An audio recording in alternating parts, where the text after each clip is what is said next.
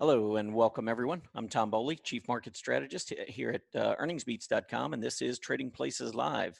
It is Monday, August 10th, 2020, and I'm pre-recording this Trading Places Live for Tuesday, August 11th. Futures currently are down slightly across the board. It was a very interesting day on Monday. Certainly, favoritism was toward the Dow stocks and many of the value stocks. I'll talk about that in a bit. In fact, today's agenda, I'll go through daily market recap and then get into talking technically. I'm going to quickly go through the Dow 30. The Dow had such a big day today, nice breakout. Thought I'd go through all of the 30 components, go through very rapidly what I think of those stocks. Then we'll get into the earnings spotlight and we'll wrap up today with the three you must see. Before we get into any of that, I do want to just point you to earningsbeats.com. You can subscribe to our free Earnings Beats newsletter. It's the EB Digest. Just simply type in your name, email address, hit the subscribe button, and we'll make sure that we get this to you every Monday, Wednesday, and Friday morning. A lot of educational material, a lot of information relating to earnings, relative strength, various industry groups, and so forth. Hopefully give you some really good educational information, and occasionally we'll have some nice trading opportunities in there as well. Moving on to the action in terms of the market on Monday, Dow Jones Industrial Average up 357 points, easily moving up above that 27.5 level, finishing near 27.8 and clearing the June 8th high that we saw from a couple of months earlier. So that was good. They joined the party. The S&P 500 had already done it. The S&P was up 9 points to 3360, and we are now just 1% away from a new all-time high on the S&P 500. So that could be coming sooner rather than later. NASDAQ took another day off on a relative basis. This has been the leader in 2020, but not so much the last couple of days. We were down 42 on the NASDAQ on Monday. Mid caps performed fairly well. Small caps up almost 1%, so chasing the Dow. And you can see both mid caps and small caps chasing after that June high. Maybe on Tuesday, we'll get the breakouts there on those two indices. As far as the sectors go, it was pretty much the same. Just groups that were mostly out of favor on a relative basis were leading on Monday. We saw energy, industrials, materials, and financials all performing well. Materials haven't been too bad. With a declining dollar, the materials have actually been fairly strong. On this list, though, I would say the one group that's done very well throughout most of 2020 and was there again today was the discretionary group, which we closed at 142, another new high on the XLY. That is all very bullish.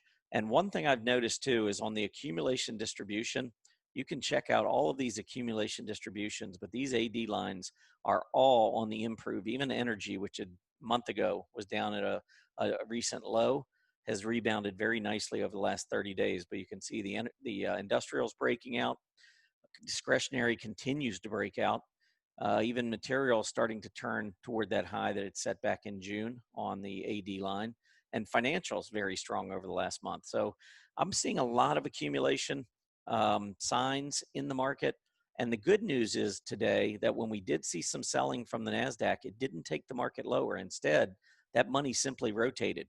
And it rotated over into some groups that needed money rotating in order to get some breakouts. And that group includes certainly the Dow Jones. 10-year Treasury yield today moved up again. And we just rose a little over 1 basis point, 0.574.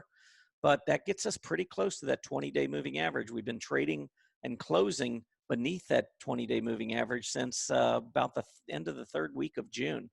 So we've been going now for 5-6 weeks on the 10-year Treasury yield below the 20-day moving average. And the most important thing to realize is that while money's been rotating into bonds, sending yields down, money has also been rotating into equities, sending equity prices higher.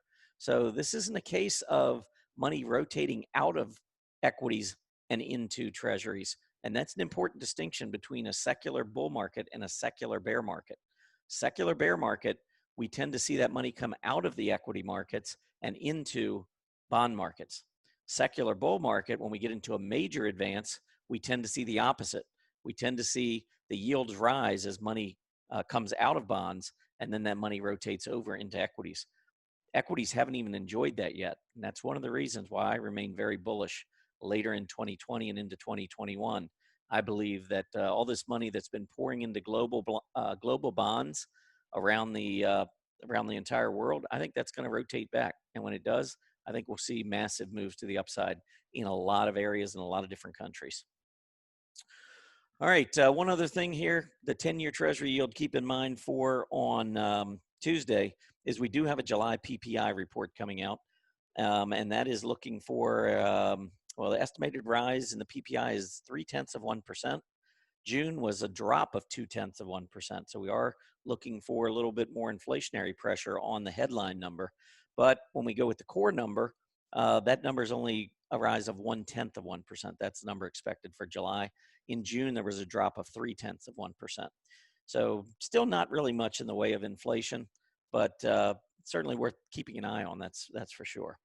Let's move on to talking technically. And in talking technically today, what I wanted to do is I wanted to show you growth versus value. And I'm looking at specifically the iShares Russell 1000 Growth ETF versus the iShares Russell 1000 Value ETF. And this is the relative performance, growth versus value. And you can see it's been rising really strongly throughout 2020.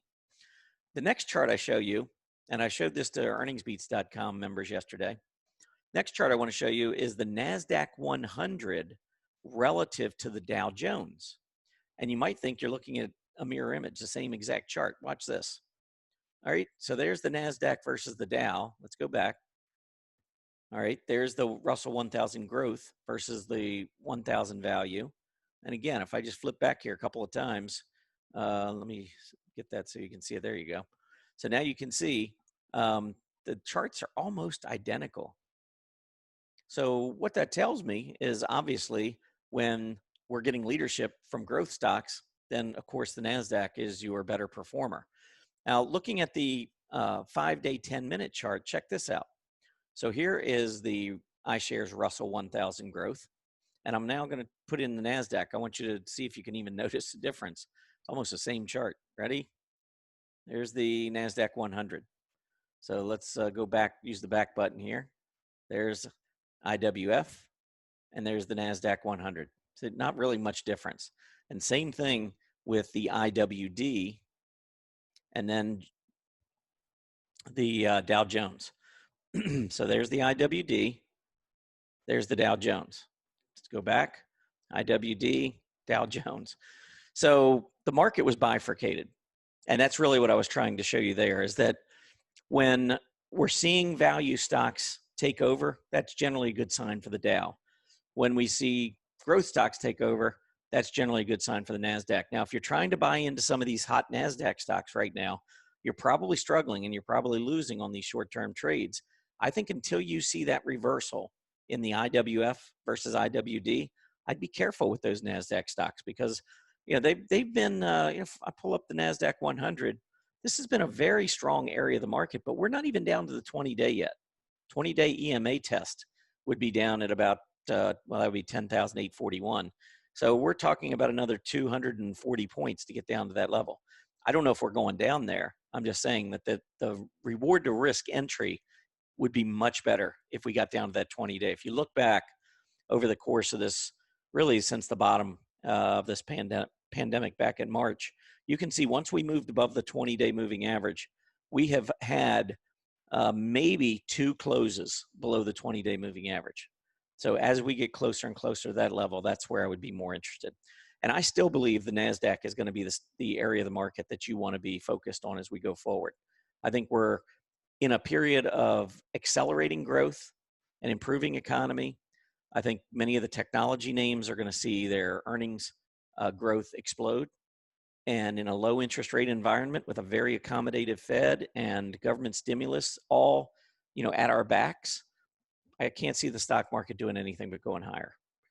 So long term, look for the growth. Short term, though, we have to respect this reversal that we've seen here recently. All right, let's move on to the Dow 30. I don't know how fast I can go through these, but we're going to see how fast I can go through them. Going to start here with Apple. And what I want to do is I go through these, I just want to point out the price action and the relative price action, because you need to see which ones are really performing well. Apple, everything from left to right should be rising. There's no doubt as you look at Apple, Apple is strong. Forget about the price chart, whether it's overbought, whatever. Wall Street is in love with Apple. And you can fight that if you want. I choose not to. But let's see what else we've got here. And again, I want to look at this on, well, I'm going to have to change the chart every time. It's going to slow things down a little bit. Actually, I'll know what I'll do. I'll go ahead and make this change down here. We'll just apply this style to all. How's that? Okay, that should work. So let's take a look at AXP. So on a relative basis to its peers, it's mostly in a downtrend. Yes, we're getting a little bit of a pop short term, but when that money rotates back to growth, you're going to want to be careful, because AXP, considered much more like a value stock, it traded higher back in June when the Dow did well. Now it's starting to trade well again. Maybe this goes on another couple of days, maybe even a week or two. I don't know. But when this changes, you're going to want to change with it. Boeing. Boeing, this is not one of my favorite stocks, versus the aerospace group. I mean, at least, break to a multi-month high relative to your peers before I'm going to even be remotely interested. Does that mean that Boeing can't go higher? Of course not. It's got room to the upside. I just don't, I want relative performers, relative, stocks showing a lot of relative strength, and that's not what we're getting here. Caterpillar. Caterpillar had a relative high all the way back in April, but it has been downtrending since then. I do like the volume coming up here in the breakout, at least short-term breakout. But I want to see this relative strength continue. If this rolls back to a new low, I would not be in Caterpillar. Cisco Systems, sideways action here, trying to make this breakout above 48. And then we still got a little overhead resistance around 49, 49 and a quarter from back in February. This one, relative to its peer group, isn't horrible. It's been doing okay, but its peer group has been bad. So if you're looking at telecommunication stocks, I think you got a lot of better choices in Cisco right now. Chevron, well, energy's been very weak, and you can see peer group relative to the S&P just set a new 52-week low, or right down near it. Chevron has been one of the better stocks within the group, but there's so many overhead levels to try to address here at this point. If you get through both moving averages and the 20 can cross over the 50, then you can put a stop in play. I think right now, this sideways action just makes it really tough to do much with Chevron. Disney, well, AD line looks really strong here on Disney. I like the breakout. I like the volume. Disney is certainly improved. Now, relative to its peers, it needs to take out this double top, in my opinion. And it did start to roll over here. So we'll have to watch this closely. Disney's been underperforming the S&P for a long time, and we do get pops once in a while. We've seen this before, so I don't want to just get excited because of the last week or two, or really not even that, last 4 days, I guess, 5 days. Let's get a little bit more strength, and let's see a relative breakout that takes out the highs from back in March and May, those relative highs. DWDP, Dow DuPont, making a breakout. The close today of 57.67 cleared the high back in June. So I think short-term price action looks good. And on a relative basis, we actually are seeing it break out Dow DuPont relative to its peers. So this is one that looks a little bit more interesting. A little more volume would be good. I think also watch that rising 20-day moving average now. If we're truly breaking out and trending higher, we should hold that level on any pullback. Goldman Sachs, mixed bag here. I think the relative strength versus investment services, I think looks pretty good, and it's starting to turn back up again. But investment services has been one of the worst areas versus the S&P.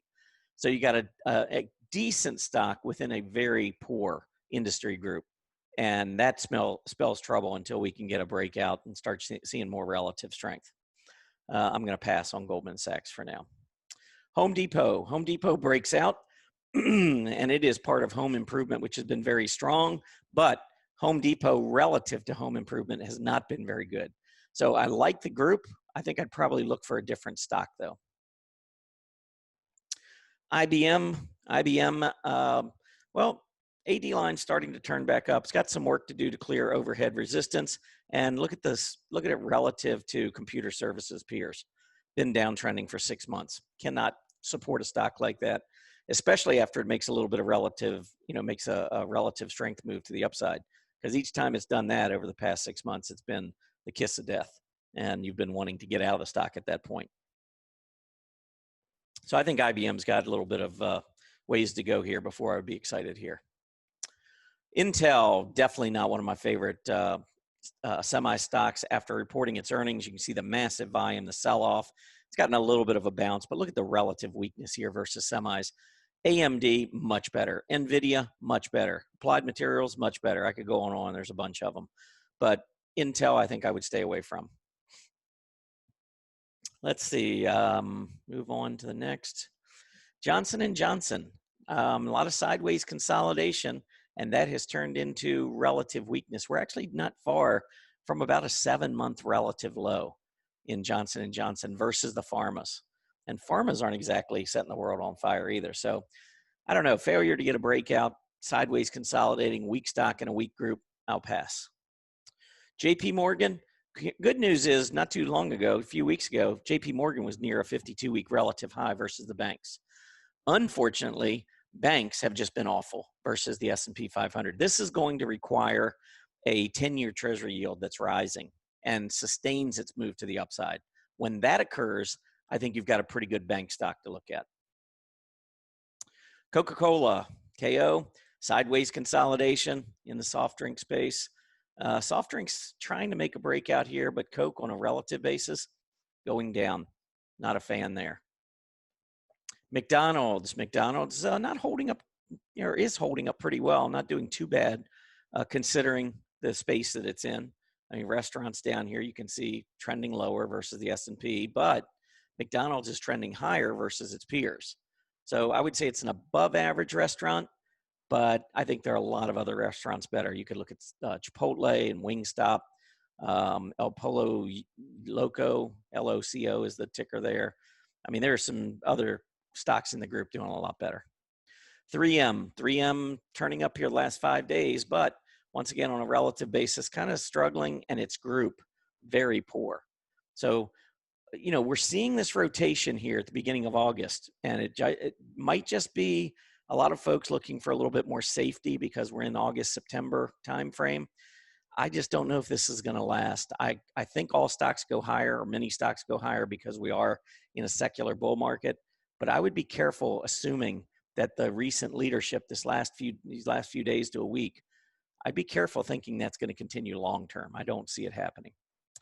Merck, MRK, another one that is in that pharma space relative to its pharma peers, not very good.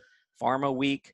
I think we got to be really careful here. Breakout above 84, maybe we could reevaluate, but until then, if it holds the 20-day here and then goes up and breaks through 84, that would at least start to look like an uptrending stock. So let's watch for that.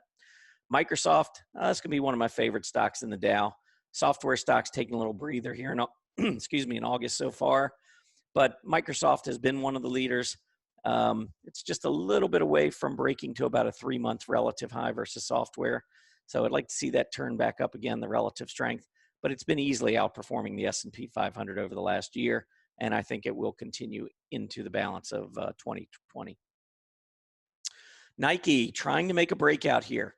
Close above 105 today, and that did clear both of these prior tops from back in January and then again in June. So that's good news. Volume picked up. That's good news.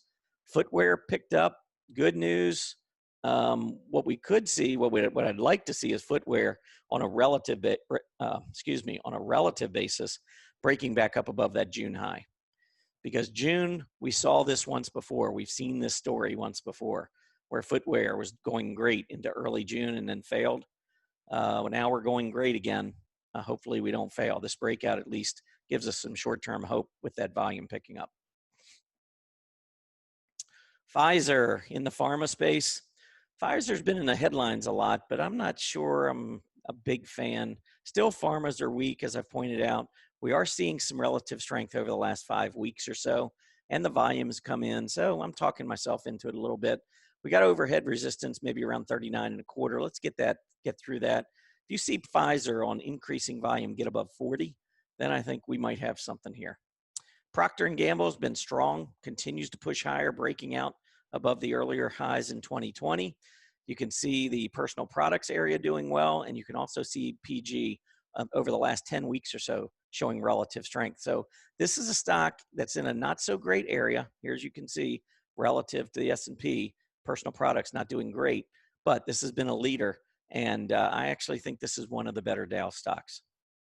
Travelers, well, we got to hold 110, 109, 110. Don't want to give away that double bottom there, but you can see the relative strength starting to roll back over again. It's been weak relative to the S&P. Its group's not very strong.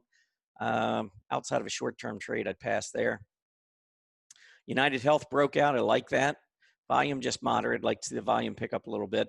One thing is it is a leader among the healthcare providers group, near a 52-week high right now on a relative basis, but the group has been weak. So not a great group, but a pretty good stock within it. It did break out. Watch that rising 20-day. As long as that continues to hold, I'm okay with the stock.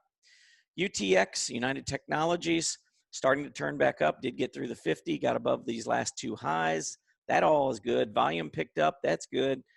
Aerospace is horrible, starting to turn up a little bit, but it's got a lot more work to do.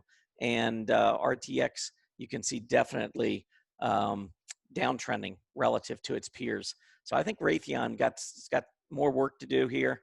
I would not be a fan, even with the breakout. I'd be careful. If I traded it, I'd probably have a stop below that 20-day. If it doesn't hold above the 20, I'd be right back out. Visa, sideways consolidation. I think eventually we get this breakout, but in the meantime, it is downtrending versus its peers. Not in a great group. Overall, the group has been moving to a new high, but Visa has not. And that's what's led to this relative weakness. I don't know. This one still bothers me. Visa's got more work to do. Verizon Communications did break above the double top from April and June right here, just around 58 or just below 58. We closed today at almost 59. That's the good news. On a relative basis, it's doing pretty well, but it is in a horrible group. So you've got one of the leaders in a really bad group. Not a fan of that. So I would pass. Walgreens Boots Alliance got 3 more to go here. Then I will have gotten through all 30. Walgreens starting to turn back up, but I can just look at this chart. I mean, it's been going down for a long time. The market's been going up for a long time. I mean, we're still, not far from that May low, which was below the March low. This is just not a good look to it. And when you look at the relative strength, that's where it really comes out. Not a fan. Pass. Walmart made the breakout above this 132.50 high, came back, tested that 20 and turning back up. I like the way the technicals are going here. Personal products trying to make a move to the upside, but still, as I mentioned earlier with Procter & Gamble, the relative strength here is not what I want it to be. And Walmart, in addition to making another breakout, I really want to see this relative strength line turn higher. I want leaders. So I don't want the stock going up just because the group's going up. I want the stock leading the group up, and we're not seeing that just yet. Last one, ExxonMobil. I can tell you I'm not a fan, haven't even looked at it. Not a big energy fan to begin with, and when you look at its peer group, it's been horrible. And Exxon really showing very little leadership over the last several months, downtrending on a relative basis. So I'm passing on ExxonMobil. And as you can see, while the Dow is making a breakout, there are a few stocks leading it to the upside. We're starting to see more breakouts, but we need to see more leadership.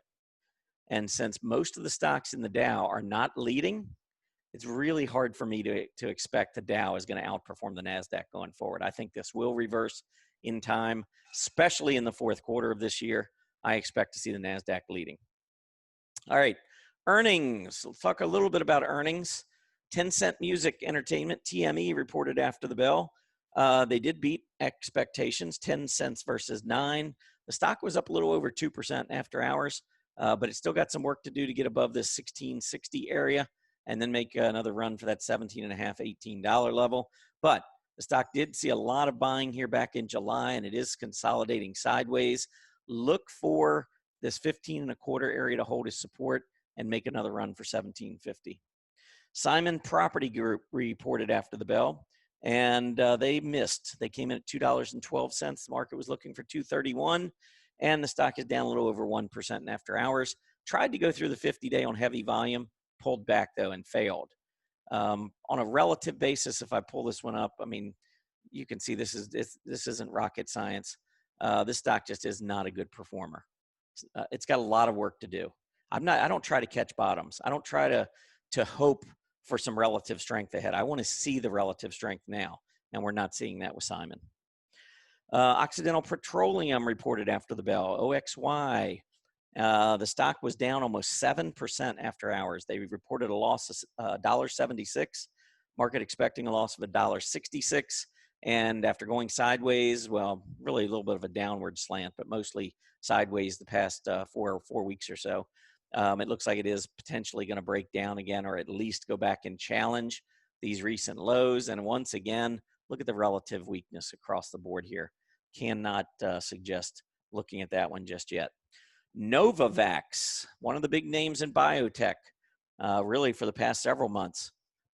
Development of the vaccine, or they're trying to fast track the development of a vaccine. And stock's been going up. Earnings came out. I'm not sure if the market even really cares much about the company's earnings. I think they care more about what happens with this vaccine than anything. But Novavax posted a loss of 30 cents. The market was expecting a loss of 57 cents. So it did beat, but it is down 2.5% after hours. And then Angie's List, this will be the last one here. Actually, I'll give you a couple more here. Angie's List came in 2 cents versus a loss of 1 cent expected. So they did have a beat, but stock was still down 6% after hours. So up here near resistance, this is a stock that's shown some pretty nice leadership. And even its peer group had moved to about, I don't know, maybe a 6-month relative high. So this is a group on the improve and one of the leading stocks within it. Great volume trends. The stock goes down 6% in after hours. I actually think this is going to be an opportunity.